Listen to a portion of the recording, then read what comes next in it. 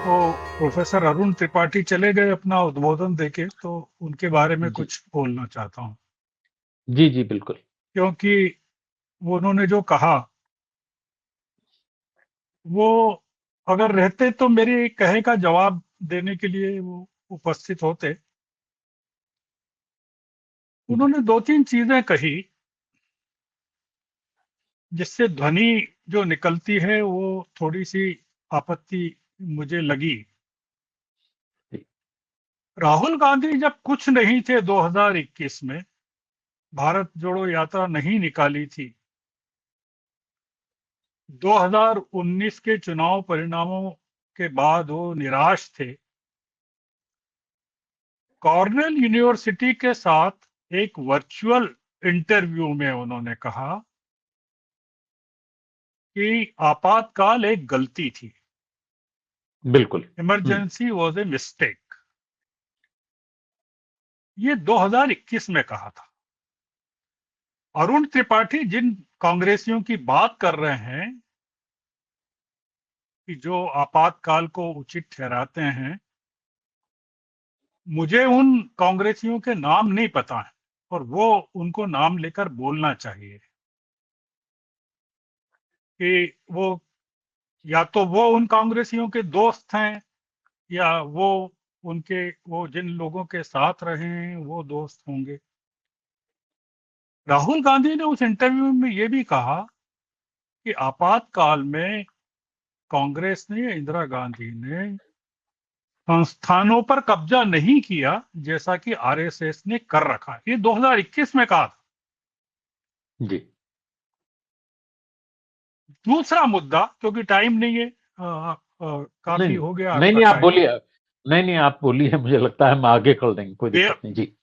बिहार हुँ, आंदोलन पर मेरी एक किताब है, जो मैंने जयप्रकाश जी ने मुझसे कहा था, श्रवण कुमार, एक बिहार आंदोलन का एक निष्पक्ष आप विवरण लिखिए। तो मैंने लिखा, वो 74 में ही लिखा। उन्होंने पांडुलिपि पढ़ी, फिर सर सेवा संघ को दी छपने के लिए, वो छपी। जितने दलों की भूमिका थी, ये कह रहे हैं कि ये साम्यवादी नहीं थे या फलाने दल नहीं थे, उनकी मांग थी कि आरएसएस को निकालो, वो मेरी किताब में विवरण है पूरा, कि सारे दल किस तरह से साथ थे उस आंदोलन। दिक्कत क्या है अमरीश जी, कि कुछ जो तथाकथित समाजवादी नेता हैं, जो मूलतः क्या है पता नहीं, वो जेपी के खिलाफ हैं, और जब भी मौका मिलता है वो जेपी को हड़काने की गली निकाल लेते हैं।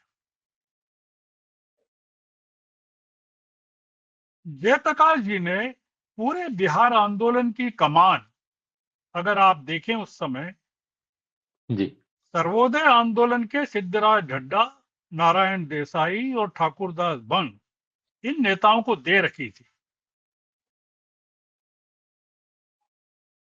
आरएसएस का कोई रोल नहीं था। आरएसएस के लोग तो उसमें घुसपैठ घुसपैठ ही थे, इन्फिल्ट्रेटर्स, जो उस आंदोलन पर कब्जा करके सत्ता पर इंदिरा गांधी के खिलाफ माहौल बनाकर, जिस तरह से अन्ना के आंदोलन पर कब्जा करके आरएसएस ने मनमोहन सिंह को हटाया, ये उन्होंने किया। तो जयप्रकाश जी को लेकर आप अगर कह रहे हैं, तो हाँ ठीक है, इंडियन एक्सप्रेस के रामनाथ गोयनका उनकी मदद करते थे। उनके कहने पर, जयप्रकाश जी के कहने पर, रामनाथ गोयनका ने इंडियन एक्सप्रेस में एवरीमैन्स अखबार निकाला, उनके कहने पर प्रजानीति निकाला। हमने दोनों अखबारों में काम किया 74 में। मैंने अपनी किताब में, मतलब, अब दिक्कत क्या है, अरुण त्रिपाठी इतना जरूरत से ज्यादा पढ़ लेते हैं कि वो उनके दिमाग में कंफ्यूजन हो गया है कि क्या उनको बोलना चाहिए। जिन गांधीवादियों का, जिन समाजवादियों का, संघ के विद्वानों का राम बहादुर राय हमारे साथ काम करते थे, हमको पता है कि वो उस समय क्या थे, जनसत्ता में प्रभाष जी ने क्यों रखा था। सवाल करना चाहिए ना अरुण त्रिपाठी को कि जनसत्ता में प्रभाष जी ने क्यों रखा राम बहादुर राय को, और राम बहादुर राय आज किस तरह की संस्था में काबिज हैं, और उनको पद्म पुरस्कारों से क्यों अलंकृत किया जाता। तो दिक्कत क्या है? दिक्कत यह है कि बिहार जो जिस चैप्टर का मैंने उल्लेख किया है, तो जो एनसीईआरटी की किताब है उसमें जयप्रकाश नारायण की तारीफ की गई है कि जयप्रकाश नारायण, लोकनायक जयप्रकाश नारायण के नेतृत्व में ये जो आंदोलन इंदिरा गांधी के खिलाफ था, तो डेमोक्रेसी, उसमें बिहार और गुजरात के युवाओं ने भाग, जिस आरएसएस ने, जिस बीजेपी ने जेपी को हूट किया पूरे समय, कभी उनका सम्मान नहीं किया, न अटल जी के टाइम हुआ न बाद में हुआ। मैंने जयप्रकाश जी से एक बार पूछा था चूरू में, जब हम उनके साथ घूम रहे थे, कि ये इनको ताम्रपत्र भेंट किए जा रहे हैं स्वतंत्रता संग्राम सेनानियों को, तो आपको क्यों नहीं भेंट कर रहे? तो उन्होंने कहा था कि मुझे स्वतंत्रता संग्राम सेनानी नहीं मानती है सरकार। तो और लोहिया के बारे में मैंने जब उनसे सवाल पूछा, तो लोहिया को लेकर तो उनके मन में अगाध श्रद्धा थी, बहुत प्रेम था, वो लोहिया को भाई मानते थे। तो ये जो, अगर आप उस समय के चीजों को पढ़ें, ओम प्रकाश दीपक ने जो लिखा है उसको पढ़ें या किताबों को पढ़ें। दीपक जी तो हम लोगों के साथ हम, मतलब मैं उनके साथ काम करता था, इतने श्रद्धेय थे वो कि मैं उनके साथ था, वो पटना में हमारे साथ हम लोग काम करते थे, साथ में रहते थे।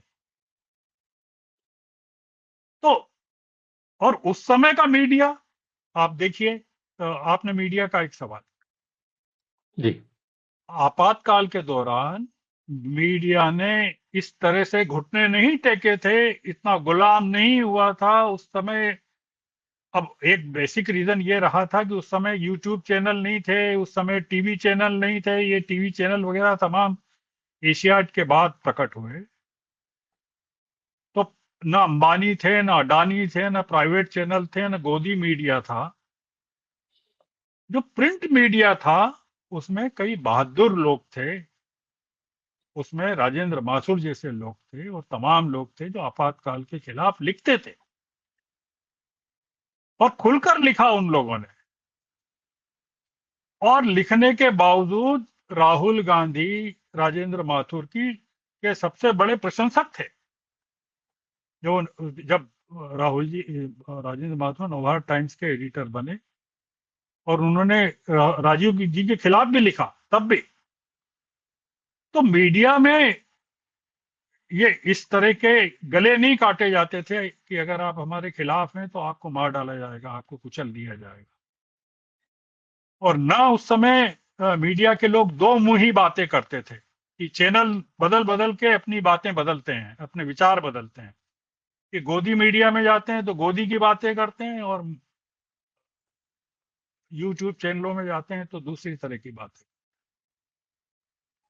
उस समय का मीडिया और दूसरा सबसे बड़ी चीज थी ना कि आपातकाल तो जून 1975 में लगा और जनवरी में खत्म हो गया, 18 महीनों में। और डेमोक्रेट थी मिसेस गांधी, उनको लगा कि उनको इतिहास में जगह चाहिए। परिवार उसके पक्ष में नहीं था आपातकाल के। और आपातकाल जब हटाया, कमलनाथ ने लिखा है कि आपातकाल जब वो उन्होंने हटाने का फैसला किया, बोले तब मैं और संजय गांधी श्रीनगर में थे, और इंदिरा जी का फोन आया कि तुम तुरंत आओ यहाँ, और उन्होंने कह दिया कि मैं हटा रही हूँ, और संजय गांधी उसके खिलाफ थे, उसके बावजूद उन्होंने हटा दिया। तो संजय गांधी इस पक्ष में नहीं थे, उन्होंने कहा कि आप चुनाव के हटाना है तो उसके पहले हटा दिए, और बाद में हटा दिए। ये इस तरह की बहस चली, और फिर इंदिरा गांधी ने जो फैसला लिया मर्जी से लिया। एक फैशन बन गया है कि आप अ, ये कहें कि कांग्रेस के लोग आपातकाल को डिफेंड करते हैं। ये कहें कि जयप्रकाश नारायण आरएसएस, आप ये बताइए ना कि ये आरएसएस आज किस जगह नहीं है। सारे जन आंदोलनों में आरएसएस घुसी हुई है। जितने जन आंदोलन है, अपने लोगों को इन्फिल्ट्रेट किया हुआ है।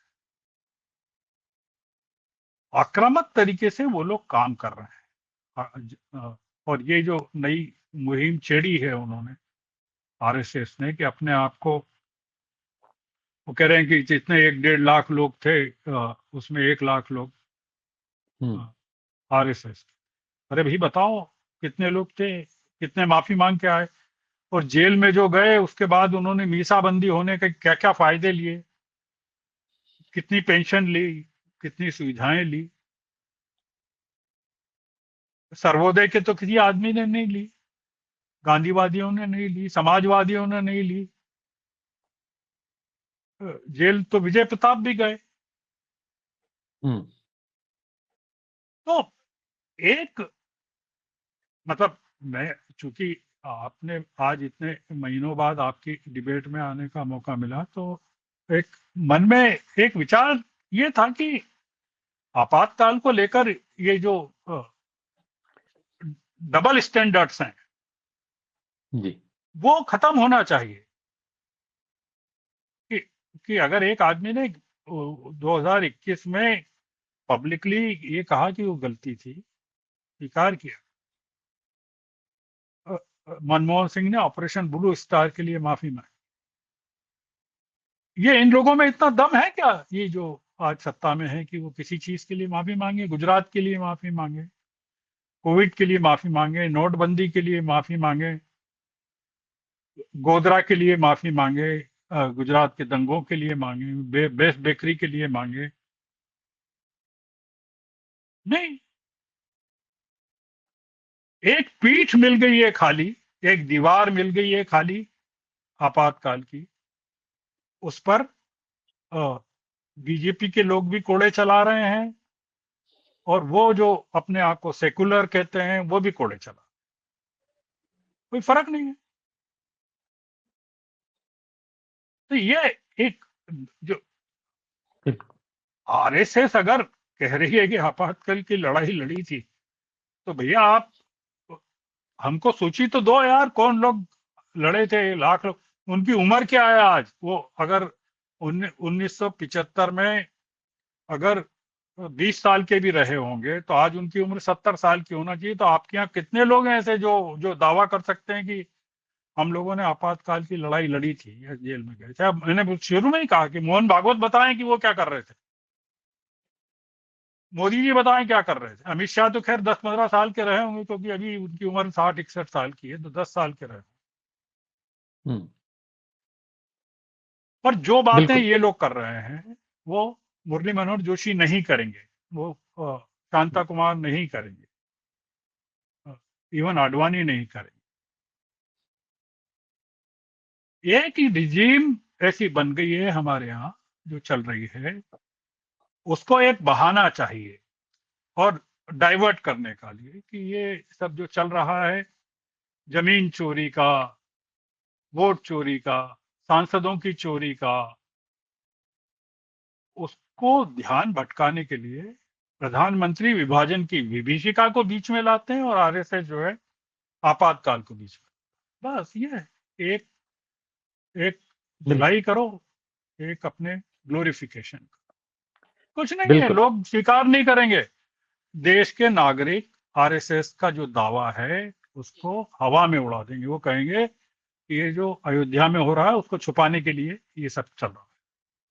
जो बिल्कुल। जो जमीनों की चोरी का जो मामला उठा है, उसको, मध्य प्रदेश लेबोरेटरी है ना आरएसएस की, हम्म। तो वो उस लेबोरेटरी के सब प्रयोग बंद हो जाएंगे अगर वो आरएसएस ये कहेगा कि हाँ हाँ जमीन के घोटाले हुए हैं, महाकाल मंदिर की पूरी जमीन की नफ्ती करवाई जाए कि 12 साल पहले कितनी थी और जी, आज कितनी है। बिल्कुल। बिल्कुल, आपकी बातचीत से एक चीज तो साफ हो गई कि आरएसएस की भूमिका क्या थी, जो हम जानना चाहते थे। 74 के आंदोलन में आप एक लाइन 2-3 लाइन में खाली बोलना चाहता हूँ। देखिए, मूल फर्क जो है कि कोई एक्स्ट्रा कांग्रेस ने कोई विश्व हिंदू परिषद, बजरंग दल, NSUI, ये सब संगठन जो एक्स्ट्रा जुडिशियल पावर लेकर के आपको रोज धमका रहे हैं।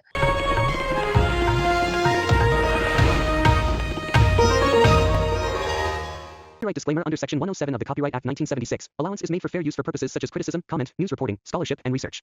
Fair use is a use permitted by copyright statute that might otherwise be infringing.